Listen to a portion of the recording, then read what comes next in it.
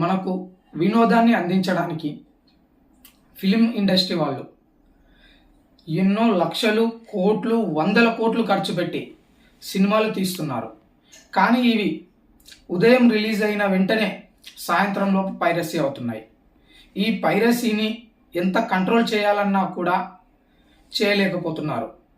ఈ పైరసీ సినిమాలు వచ్చే దాంట్లో ముఖ్యంగా మనం మాట్లాడుకోవాల్సినది ఏమంటే ఐబొమ్మ అని వింటూనే ఉంటాం. ఎవరైనా స్నేహితుడిని సినిమాకి వెళ్దాం రారా అంటే వద్దులేరా, సాయంత్రంలోపు ఐబొమ్మలో వస్తుంది అంటాడు. అసలు ఐబొమ్మ అంటే ఏంటి? ఐబొమ్మలో వచ్చిన సినిమాలను ఎందుకు కంట్రోల్ చేయలేకపోతున్నారు? పైరసీ నుంచి సినిమాలను ఎందుకు కాపాడలేకపోతున్నారు ఐబొమ్మ నుంచి అనే విషయాన్ని వివరిస్తాను.